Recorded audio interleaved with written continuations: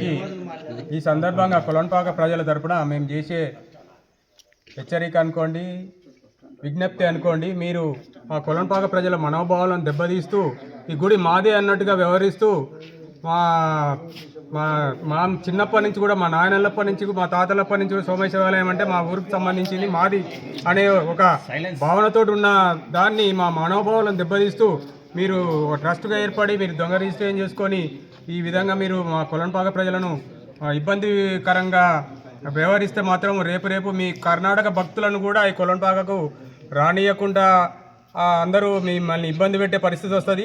శివాలయం అంటేనే ఎక్కడ చూసినా కూడా కర్ణాటక భక్తులు చాలా ఉంటారు. ఇక్కడ మీ కర్ణాటక ప్రాంతీయులు చాలా వరకు ఇక్కడికి వస్తారు. కాబట్టి ముందు ఇలాంటి ఘర్షణలు జరగకుండా మీరు ఇక్కడికి వచ్చి ప్రశాంతంగా పూజా కార్యక్రమాలు కానీ దర్శనమే కానీ చేసుకొని పోవాలంటే మీరు ఇప్పటివరకు చేసినటువంటి అకృత్యాలన్నీ కూడా వెనక్కి తీసుకొని మా కొలన్పాక ప్రజలకు మా అందరికీ సహకరించాలని కోరుకుంటూ ముగిస్తుంది. గతంలో ఈ కొలన్పాక గ్రామంలో రథోత్సవాలు కానీ ఈ పూజా కార్యక్రమాలకు కానీ ఈ టెంపుల్ జరుగుతున్నటువంటి ధూపదీప నైవేద్యాలకు ఇవన్నిటికి కూడా గ్రామ ప్రజలు, దానికి ముఖ్యంగా గంగుల పర్వతాలు వారి ఆధ్వర్యంలోనే ఈ గుడికి ధూపదీప నైవేద్యాలు కార్యక్రమం జరిగేది. మరి ఆనాడు ఎక్కడ పోయి కర్ణాటక వాళ్ళు రాతి రథాన్ని గ్రామ ప్రజలందరూ 1000 మంది ప్రజలు వచ్చి ఉత్సవాలు జరుపుకునేది. రతి కుంభాలు పోసేది, పట్టులు రాసేది. మరి ఆనాడు పనిమట్టులంతా పనిచేసారు. ఆనాడు ఎక్కడ పోయింది ఈ కర్ణాటక వాళ్ళు. ఈ దేవాలయానికి సంబంధించినటువంటి భూమి మరి కర్ణాటకలో ఉన్నది.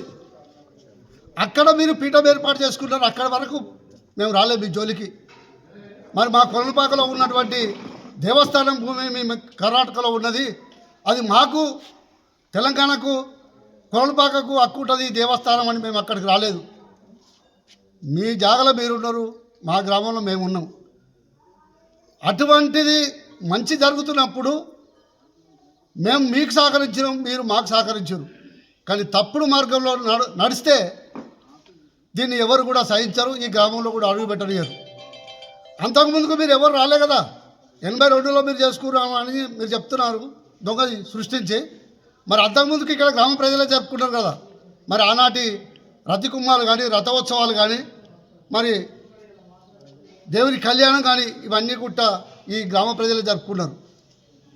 ఆనాటి పెద్దలు కూడా ఇప్పటికి కూడా ఉన్నారు.